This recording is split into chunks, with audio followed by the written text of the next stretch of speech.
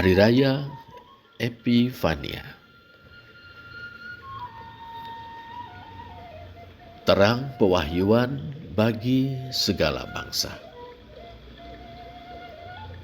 Yesaya 60 ayat 1 sampai 6 dan Matius 2 ayat 1 sampai 12. Yesaya 60 ayat 1 sampai 6. Demikian firman Tuhan. Bangkitlah menjadi teranglah, sebab terangmu datang dan kemuliaan Tuhan terbit atasmu. Sebab sesungguhnya kegelapan menutupi bumi dan kekelaman menutupi bangsa-bangsa. Tetapi terang Tuhan terbit atasmu, dan kemuliaannya menjadi nyata atasmu. Bangsa-bangsa berduyun-duyun datang kepada terangmu, dan raja-raja kepada cahaya yang terbit bagimu. Angkatlah mukamu dan lihatlah ke sekeliling, mereka semua datang berhimpun kepadamu. Anak-anakmu laki-laki datang dari jauh, dan anak-anakmu perempuan digendong. Pada waktu itu engkau akan heran melihat dan berseri-seri. Engkau akan tercengang dan akan berbesar hati, sebab kelimpahan dari seberang laut akan beralih kepadamu, dan kekayaan bangsa-bangsa akan datang kepadamu. Sejumlah besar unta akan menutupi daerahmu, unta-unta muda dari Midian dan Eva.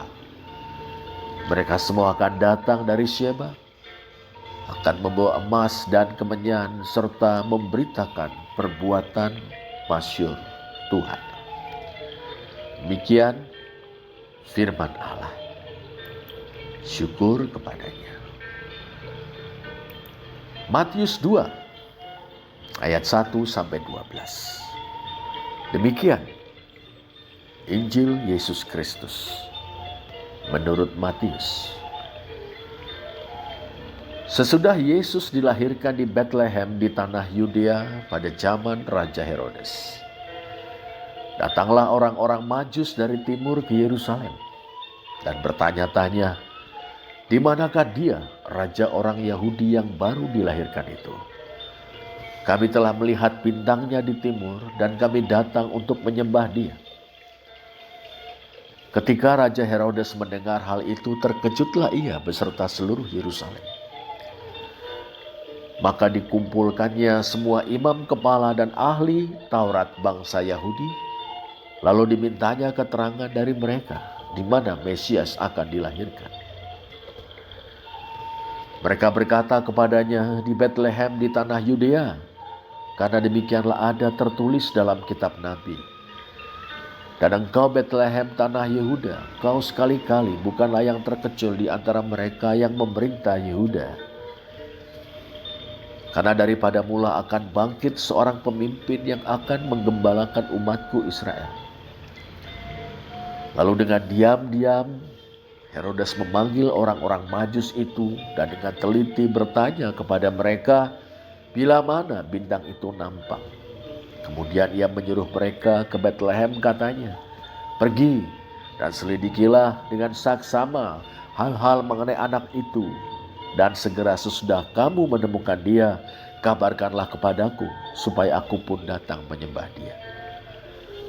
Setelah mendengar kata-kata itu, kata-kata raja itu, berangkatlah mereka dan lihat bintang yang mereka lihat di timur itu mendahului mereka hingga tiba dan berhenti di atas tempat di mana anak itu berada. Ketika mereka melihat bintang itu, sangat bersukacitalah mereka. Maka masuklah mereka ke dalam rumah itu dan melihat anak itu bersama Maria ibunya, lalu sujud menyembah dia. Mereka pun membuka tempat harta bendanya dan mempersembahkan persembahan kepadanya, yaitu emas, kemenyan, dan mur. Dan karena diperingatkan dalam mimpi supaya jangan kembali kepada Herodes, maka pulanglah mereka ke negerinya melalui jalan lain. Demikian firman Allah, syukur kepadanya. Mari kita berdoa. Bapa Sorgawi, saat kami memperingati dan merayakan Epifani, memperingati dan merayakan manifestasi ilahi, pewahyuan ilahi Kristus sebagai anak Allah, Tuhan dan Juru Selamat dunia. Dalam kesempatan ini biarlah kami boleh masuk ke dalam kebenaran firman-Mu, sejenak merenungkannya dan melihat pesannya bagi hidup kami, tugas dan panggilan kami sebagai orang percaya dan gereja. Kami mohon Roh-Mu yang kudus berkenan membimbing kami. Demi Kristus kami berdoa. Amin. Tema peringatan dan perayaan Epifania kita berdasarkan tahun gereja tahun A dalam pembacaan leksionari adalah terang pewahyuan bagi segala bangsa. Saudara, Yesaya 60 ayat 1-6 adalah bagian dari rangkaian nubuat. Dalam bagian ketiga dari kitab Yesaya yang meliputi pasal 56 sampai 66. Bagian ini sering dikaitkan dengan periode pasca pembuangan setelah 539 sebelum Masehi, yakni ketika Israel, khususnya orang Yehuda atau kemudian lebih sering dikenal dengan sebutan orang Yahudi, sedang membangun kembali kehidupan mereka sebagai umat Allah setelah pulang dari pembuangan Babilonia. Nas ini memberikan lukisan yang hidup tentang pemulihan dan kemuliaan. Bangkitlah, menjadi teranglah, sebab terangmu datang dan kemuliaan Tuhan terbit atasmu. Ayat 1. Di tengah kegelapan yang menyelimuti, yang melambangkan penindasan dan keputusasaan, terang Allah seperti fajar menyingsing di Sion atau Yerusalem. Terang itu menarik bangsa-bangsa dan raja-raja kepada cahayanya. Ayat 2 dan 3. Kafilah-kafilah dari negeri-negeri yang jauh seperti Midian, Eva dan Sheba membawa kekayaan, emas dan kemenyan, sambil memberitakan puji-pujian kepada Tuhan Allah Israel. Ayat 4-6. Inti pesannya adalah kemuliaan Tuhan yang mengubahkan dan pemulihan ilahi yang inklusif. Apa yang dimulai sebagai terang bagi Israel meluas secara universal yang menarik orang-orang dari segala bangsa yang notabene bukan Yahudi. Sebagai suatu pembalikan dari kehinaan pembuangan. Pesan ini menekankan pengharapan, prakarsa ilahi dan daya tarik kehadiran Allah yang menggemakan penantian akan pembaruan segenap ciptaan, di mana kelimpahan dan penyembahan yang benar kepada Allah yang sejati akan menggantikan kelangkaan dan keadaan yang terkucil, terpencil, dan terasing dari manusia. Matius 2 ayat 1-12 mengisahkan kunjungan para Majus, yakni orang-orang bijak atau para astrolog dari timur, mungkin Persia atau Arabia, kunjungan kepada bayi Yesus semasa pemerintahan Herodes sekitar tahun 4 sebelum Masehi. Dipandu oleh sebuah bintang, satu tanda tentang kekuasaan rajawi Allah, mereka mencari di Yerusalem raja orang Yahudi yang baru dilahirkan itu. Ayat 2. Ini membunyikan tanda bahaya bagi Herodes yang takut kehilangan kekuasaan. Para imam kepala dan ahli Taurat mengutip Mika 5 ayat 2 yang menunjuk pada Bethlehem. Para Majus menemukan Yesus, menyembah Dia dan mempersembahkan kepadanya emas berkenaan dengan martabatnya sebagai raja, kemenyan berkenaan dengan hakikat ilahinya, dan mur yang memprabayangkan penderitaan dan kematiannya. Diperingatkan dalam mimpi, kemudian mereka pergi tanpa melapor kepada Herodes.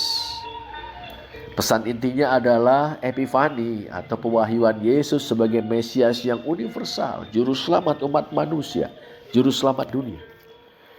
Dilahirkan di bawah bayang-bayang angkara murka Herodes yang menarik orang-orang luar dari bangsa-bangsa lain kepada penyembahan yang otentik, yang asli, yang kontras dengan kekuasaan semu dari Raja Herodes. Ini menyoroti tema-tema tentang panduan, bimbingan ilahi, pengabdian yang menuntut harga, membayar harga yang besar, dan subversi ilahi terhadap otoritas duniawi. Dan dengan jalan itu menggenapi janji-janji perjanjian lama tentang terang bagi bangsa-bangsa sebagaimana dinanti-nantikan oleh Nabi Yesaya.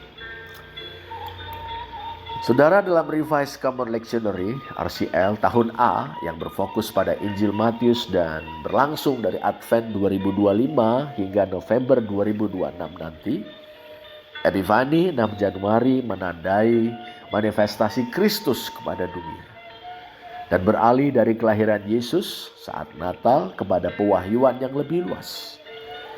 Yesaya 60 ayat 1-6 dan Matius 2 ayat 1-12 dipasangkan untuk menerangi hal ini, di mana visi kenabian Yesaya menemukan penggenapannya dalam kisah Matius. Bersama-sama keduanya mengundang kita untuk merenung tentang terang Allah yang inklusif, yang memancar ke segala bangsa, ke seluruh dunia, yang menerobos kegelapan, yang menawarkan wawasan yang mendalam bagi konteks kisah kita di sini dan kini. Saat ini bangsa kita sedang menghadapi berbagai masalah yang pelik, seperti kemiskinan dan kesenjangan ekonomi, tantangan pendidikan baik biaya, kualitas, dan pemerataannya, krisis lingkungan alam, polusi, deforestasi, perubahan iklim, serta berbagai bencana yang menjadi akibatnya, korupsi terutama di sektor sumber daya alam, anomali sosial berupa disrupsi digital, intoleransi, radikalisme, serta krisis tata kelola pemerintahan yang mempengaruhi stabilitas politik dan kesejahteraan rakyat secara keseluruhan, saudara. Dalam konteks ini Yesaya 60 ayat 1-6, Matius 2 ayat 1-12 mengajak kita untuk menjadikan Epifani sebagai suatu masa untuk menjangkau banyak orang dan mengerjakan pembaruan. Seruan Yesaya, bangkitlah, menjadi teranglah, mendorong kita untuk bangkit menyatakan solidaritas, mewartakan pengharapan, mendoakan dan bahu-membahu dengan saudara-saudara yang bergulat dengan penderitaan akibat bencana alam karena lingkungan yang porak-poranda. Saudara-saudara yang bergelut dengan kemiskinan akibat struktur-struktur sosial, ekonomi, dan politik yang tidak adil. Saudara-saudara yang menjadi korban-korban intoleransi dari kelompok-kelompok penganut agama tertentu dan pembiaran negara. Saudara-saudara yang sedang berjuang mempertahankan alam lingkungan mereka dari tangan-tangan kekuasaan ekonomi politik yang bermaksud merampas, menjarah, dan memorak-porandakannya demi keuntungan ekonomi di balik jargon atas nama proyek strategis nasional. Dan saudara-saudara kita yang sedang berjuang untuk mempertahankan keselamatan alam di lingkungan keselamatan alam lingkungan serta hak-hak masyarakat adat.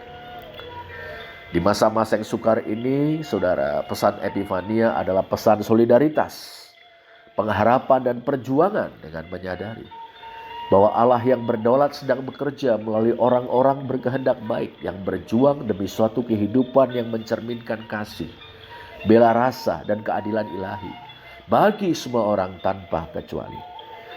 Bila kita melaksanakan pesan pewartaan ini, maka kita menjadikan Epifani, sebuah perayaan atas suatu peristiwa historis, menjadi suatu kenyataan yang berdaya kuasa mengubah dan memperbarui.